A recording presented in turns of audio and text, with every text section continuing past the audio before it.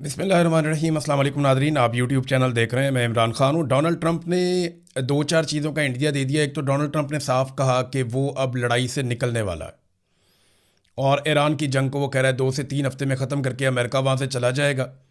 जिसको तेल चाहिए वो जाकर आबनाए हुर्मस को खुद खुलवा दे। फिर डोनाल्ड ट्रंप ने यह भी दावा किया कि अमेरिका की इज़्ज़त पूरी दुनिया में बहुत ज़्यादा बढ़ गई है, इससे पहले कभी नहीं थी। लेकिन हकीकत क्या है, मैं आपके सामने एक दो चीज़ें रखता हूँ। एक तो वो नेटो से भी निकलने की धमकी दे रहा है।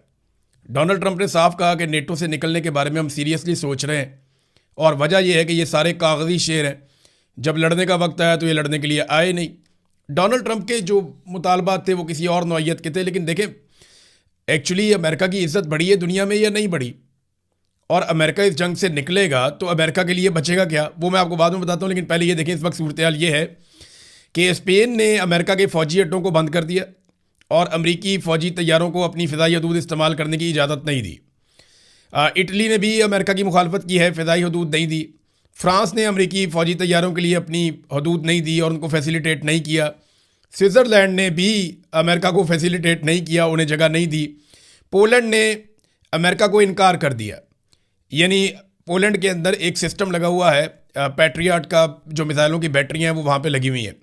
ये फ़िज़ाई दिफाई निज़ाम है, ये रशिया के पेश नज़र यहाँ पे लगाया गया और यहाँ पे जो है वो ये नेटो के ज़ेर निगरानी ये लगा हुआ था।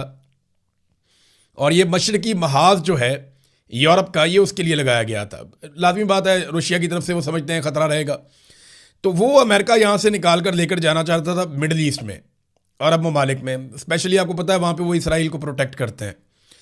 तो पोलैंड ने इनकार कर दिया, उन्होंने अमेरिका की दरख्वास्त मुस्तरद कर दी। इससे पहले आपको याद होगा कि जनूबी कोरिया से अमेरिका निकाल कर ले गया था फ़िज़ाई दिफाई निज़ाम, और जापान के बारे में कहा जा रहा था, मुझे कंफर्म नहीं है, लेकिन जनूबी कोरिया का तो कंफर्म हो गया था। तो उस रीजन में से अमेरिका ने फ़िज़ाई दिफाई निज़ाम निकाला और वो उनको लेकर चला गया मिडल ईस्ट में इसराइल की हिफाजत के लिए।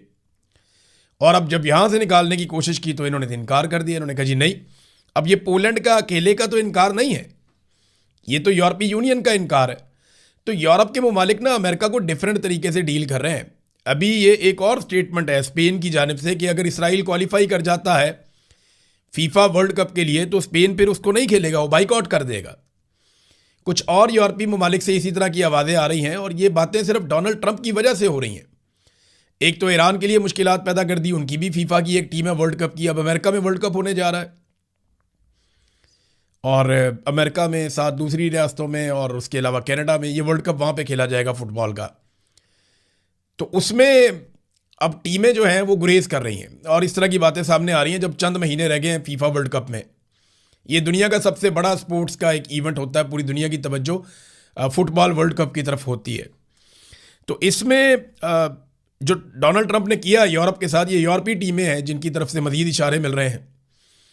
यानी जो नॉर्वे, स्वीडन, फिनलैंड और डेनमार्क, इनके साथ किया अमेरिका ने, और जो ग्रीनलैंड लेने की, उसके ऊपर कब्ज़ा करने की जो धमकी दी, फिर जैसे टैरिफ लगाया अमेरिका ने इन सब के ऊपर और जिस किस्म की धमकियां दी गई, तो वो यूरोपीय टीमें भी अब सोच रही हैं कि जाके खेलना है या नहीं खेलना। तो खेल के ऊपर भी असर पड़ रहा है।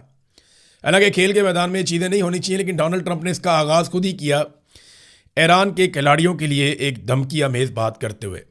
अब आ जाए इस बात पे, अगर डोनाल्ड ट्रंप ये लड़ाई बंद करके निकल जाता है तो यूरोप के साथ क्या होगा और बाकी ममालिक क्या जाके वहाँ पे लड़ेंगे और लड़के अपने हुर्मस को खुलवाएंगे? नहीं।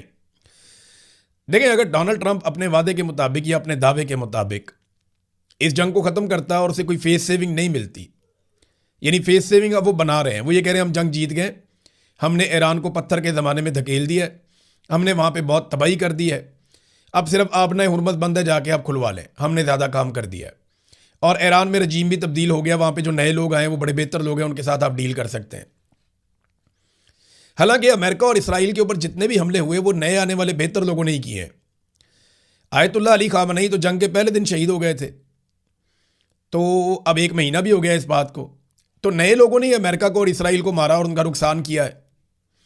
अगर अमेरिका निकल जाता है और लड़ाई बंद हो जाती है तो यूरोप, अरब ममालिक, चाइना, रशिया, ये रूस के साथ बैठ के बड़े आराम से आप नए हुर्मस को खुलवा लेंगे नई शराइत के तहत।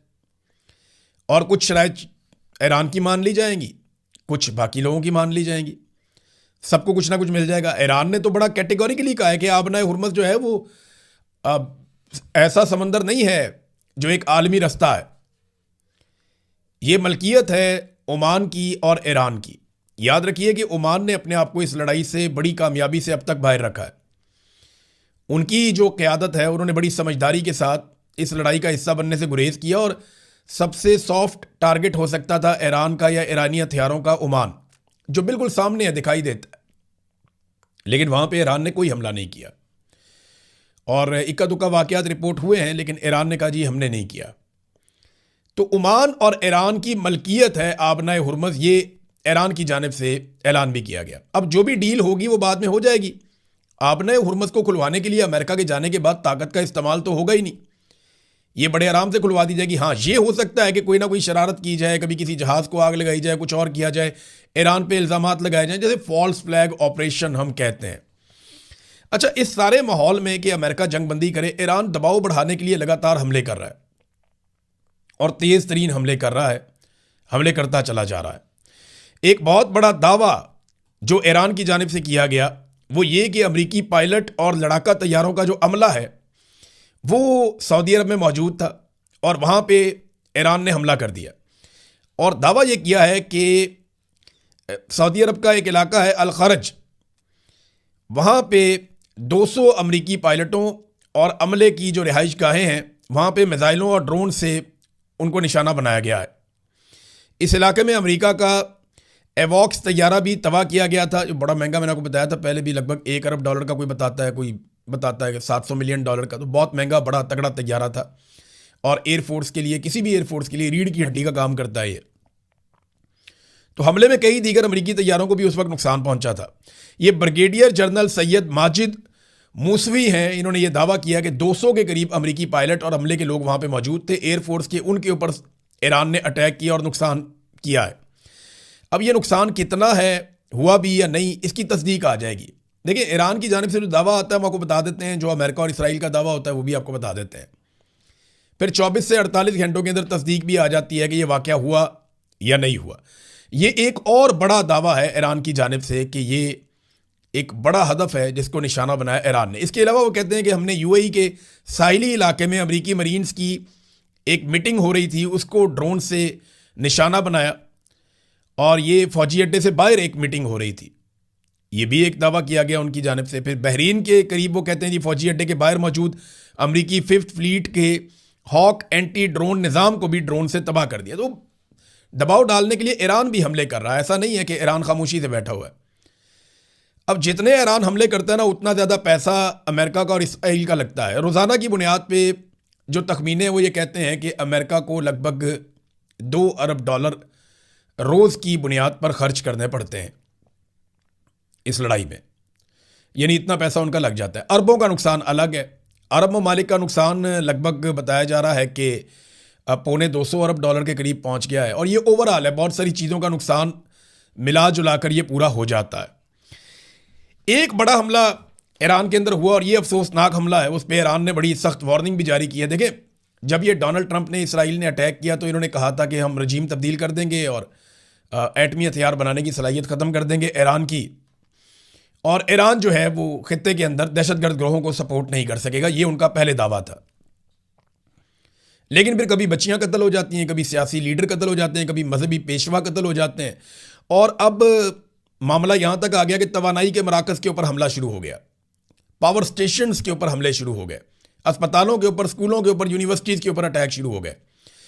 और अब ये हो गया कि जो जान बचाने वाली अद्वियात हैं उनकी फैक्ट्रियों के ऊपर इसराइल ने, अमेरिका ने हमले कर दिए।